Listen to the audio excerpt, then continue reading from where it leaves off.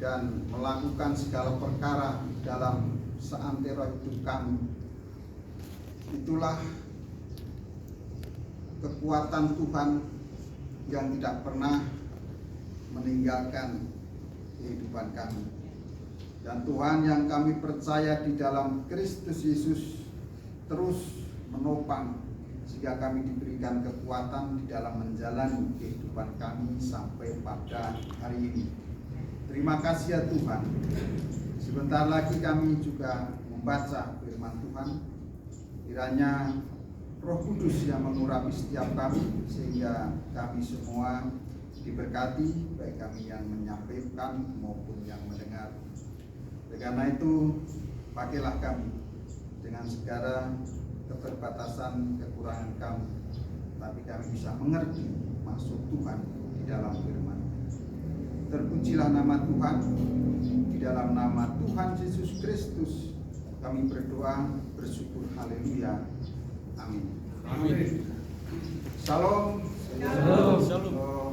Saya mengucapkan selamat tahun baru bagi adik-adik yang baru masuk asrama hari Senin lalu ya. Dan saya percaya sekembalinya dari liburan semester ini semua sukacita dan berkati Tuhan. Ya, Bapak Ibu Saudara yang dikasihi Tuhan, terima kasih untuk panitia Pak Emos yang mempercayakan saya menyampaikan firman Tuhan di ibadah awal semester genap tahun ini. Pagi hari ini saya akan mengajak Bapak Ibu Saudara untuk merenungkan bagian dari firman Tuhan yang terdapat di dalam kitab Roma pasal 1. Roma pasal 1. Kita akan membaca bersama-sama ayat ini. Roma pasal 1 ayat yang ke-16. Kita membaca bersama-sama.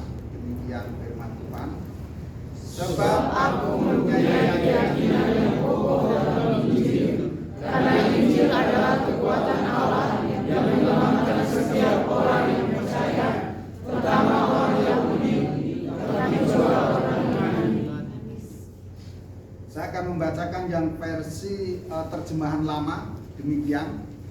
Karena tiadalah aku berasa malu mengaku Injil, karena iaitulah suatu kuasa Allah yang mendatangkan selamat kepada tiap-tiap orang yang percaya, terutama sekali kepada orang Yahudi dan kepada orang juga Greka. Nah, Bapak Ibu Saudara yang dikasihi Tuhan, maka saya memberikan tema pada pagi hari ini yaitu aku tidak malu. Saya yakin saudara-saudara yang ada di tempat ini semua punya rasa malu, atau ada yang tidak punya rasa malu. Banyak orang yang tidak punya rasa malu. Artinya ketika seseorang melakukan kesalahan itu biasanya malu terhadap diri sendiri, terhadap atasan, terhadap sesama, atau juga terhadap Tuhan, karena malu.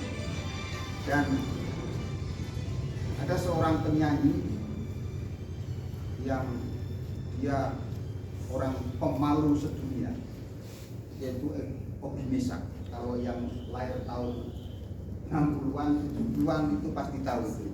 Itu penyanyi yang paling pemalu. Dia sampai dengan semut merah pun malu. Makanya dia katakan, malu, aku malu dengan semut merah.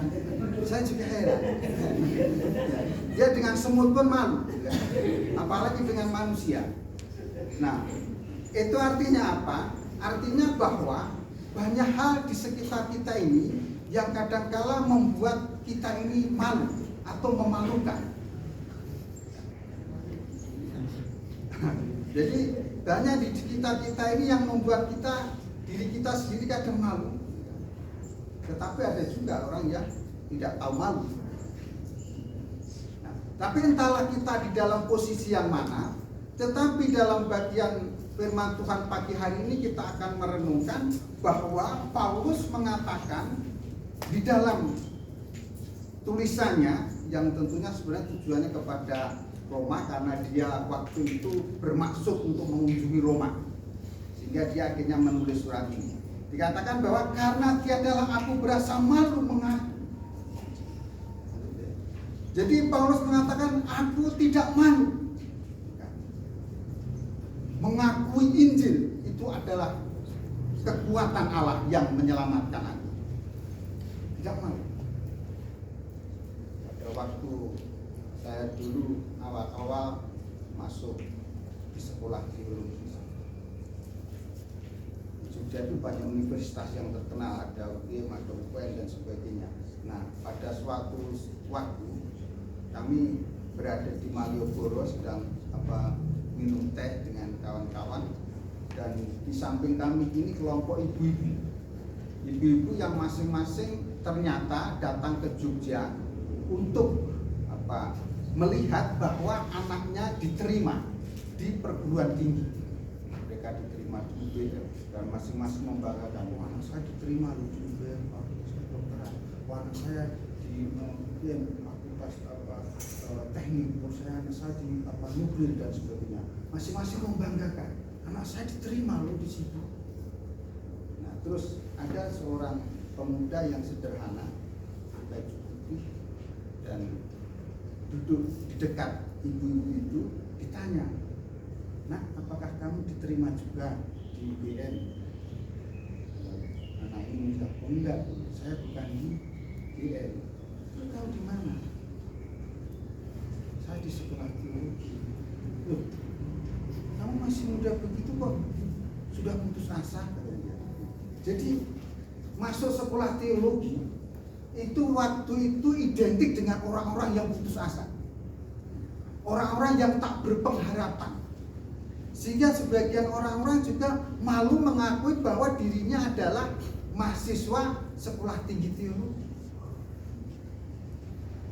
Nah, semoga mahasiswa IKSM tidak ada yang malu mengakui dirinya adalah kuliah di sekolah tinggi teologi. Atau ada yang malu? Atau sebaliknya, bangga? Bangga. Amin. Nah, saudara-saudara yang dikasihi Tuhan, Paulus merasa bangga ketika dia percaya bahwa Kristus Yesus itu Tuhan dan Juru Selamat, dan Injil itu adalah kekuatan Allah yang menyelamatkan. Dia bangga menyampaikan Injil itu. Dia bangga sebagai pemberita Injil. Dia bangga sebagai penyalur atau yang dipakai alat Tuhan untuk menyampaikan berita Injil, yaitu berita keselamatan yang di dalamnya punya kekuatan untuk mengubah dunia ini, orang yang berdosa menjadi percaya dan diselamatkan. Dan saudara-saudara, khususnya mahasiswa, saudara sudah masuk kepada sebuah kehidupan baru, terlebih sudah masuk kepada lingkungan yang baru, yaitu sebagai mahasiswa STT yang notabene adalah sekolah tinggi teologi. Harus bangga bahwa saudara-saudara semua adalah alat yang dipakai Tuhan, yaitu Injil yang adalah kekuatan Allah yang menyelamatkan dunia. Jadi saudara-saudara jangan malu menjadi mahasiswa sekolah tinggi teologi. Kebalikannya malu apa? Kebalikannya malu-maluin.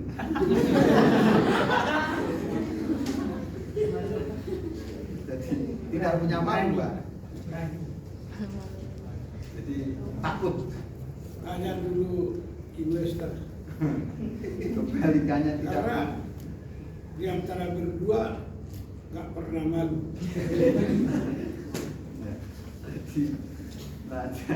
Jadi Paulus dalam hal ini punya kepentingan bahwa saya tidak malu, saya justru bangga dengan mempercayai Injil yang punya kekuatan Allah yang menyelamatkan. Bagi Paulus, Injil adalah kekuatan Allah, the power of God for salvation, kekuatan Allah yang menyelamatkan. Dan sehebat apapun, sekuat apapun manusia, tidak ada yang sanggup, tidak ada yang berdaya untuk bisa selamat dari dosa, kecuali percaya pada Injil yang adalah kekuatan Allah yang menyelamatkan. Karena itu, saudara-saudara yang dikasihi Tuhan, Injil adalah kekuatan Allah yang mampu menyelamatkan orang berdosa. Injil adalah kekuatan Allah yang sanggup dan mampu mengubah kehidupan saudara-saudara menjadi saksi-saksi Kristus atau pemberita-pemberita Injil yang punya kekuatan yang luar biasa. Karena itu jangan pernah menyesal masuk setelah itu, karena Tuhan yang punya kekuatan yang luar biasa itu sanggup melakukan segala perkara melalui saudara-saudara yang notabene adalah pemberita keselamatan, yaitu Nah, kenapa Paulus mengatakan saya tidak malu? Karena banyak orang yang malu untuk memberitakan kabar Injil ini. Banyak orang yang malu. Kenapa? Karena yang diberitakan adalah orang yang mati, yang diberitakan orang yang lemah, yang diberitakan adalah orang yang mati kok bangkit. Itu dari mana nalarnya? Orang Yunani, mereka tidak percaya hal-hal yang tidak masuk di akal mereka. Mereka tidak percaya bahwa Kristus itu mati dan setelah mati bangkit. Ya masuk akal itu. Orang yang mati bangkit ya masuk akal. Itu sebuah kebodohan. Itu hanya orang-orang bodoh saja yang percaya kalau mati terus bangkit hari yang ketiga itu. Begitu juga orang-orang Yahudi. Mereka menganggap bahwa Injil berita tentang kebangkitan Kristus itu adalah sebuah kebodohan. Hanya orang-orang yang bodoh saja yang mau menerima itu. Hanya orang-orang yang tidak berakal budi yang menerima itu. Karena itu tidak masuk di akal. Itu tidak mungkin. Sehingga Injil itu adalah sebuah kelemahan bagi orang Yahudi. Kelemahan kenapa? Karena sebuah kematian. Yang namanya mati tidak berdaya, tidak mampu melakukan apa-apa, tidak sanggup berbuat apa-apa. Putuslah sudah harapan, mati sudah. Tidak ada lagi harapan. Tetapi di lain sisi justru Paulus katakan, aku percaya bahwa Injil adalah kekuatan Allah yang menyelamatkan. Bukan berita yang lemah, bukan berita yang bohong, bukan berita yang bodoh. Walaupun akhirnya Paulus dianggap orang bodoh, sehingga dia akhirnya memposisikan diri, ya udahlah, nggak apa-apa. Aku yang dianggap sebagai orang yang paling bodoh, orang yang paling bego, orang yang paling nggak ngerti, karena mempercayai Injil sebagai kekuatan, terserah. Tetapi hati saya tetap percaya bahwa Injil itu adalah kekuatan Allah yang menyelamatkan, dan itu adalah wajib untuk disampaikan kepada semua bangsa. Itulah pernyataan yang dilakukan. Jadi bagi Paulus, Injil adalah kekuatan Allah yang menyelamatkan, dan dia rela dianggap sebagai orang yang paling bodoh karena dia mempercayai Injil. Jadi kalau Bapak Ibu Saudara, kadang-kala kita dianggap orang bodoh ketika kita menyampaikan Injil. Kadang-kala kita dianggap orang bego karena kita mempercayai Tuhan yang mati dan sebagainya. Paulus pernah merasakan itu. Dan karena Paulus pada awalnya juga tidak mau dianggap orang bodoh, makanya ketika dia memberitakan firman Tuhan di Athena, dia menggunakan segala akal budi manusia, dengan segala teknis penginjilan, dengan segala cara, sehingga dia mempunyai metode-metode yang luar biasa dengan hikmat manusia. Tetapi ternyata di Athena kurang berhasil. Tetapi waktu dia menjadi orang bodoh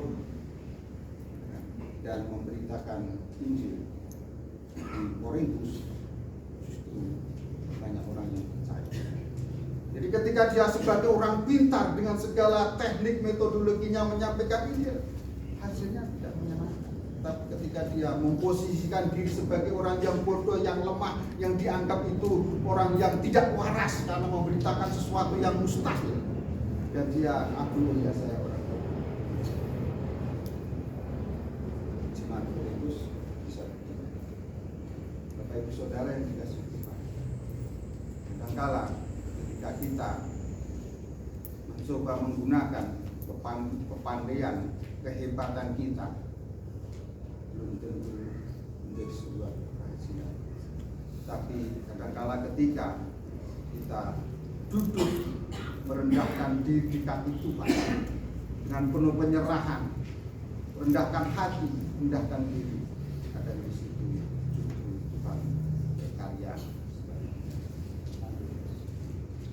Ya, jadi pengalaman Paulus memberitakan Injil di Athena dengan hikmat manusia, dengan segala filsafat yang dia miliki, sebagaimana dia adalah alumni Gamaliel yang notabene-nya adalah universitas terkenal, ternyata hasilnya tidak maksimal. Tapi Korintus dia memberitakan tentang Yesus yang mati dan bangkit dengan rendah hatinya. Banyak orang yang percaya dan selamat. Jadi Injil adalah kekuatan Allah yang menyelamatkan. Dan karena itu Injil itu bagaikan bunga melati. Diibaratkan kalau menurut saya seperti bunga melati.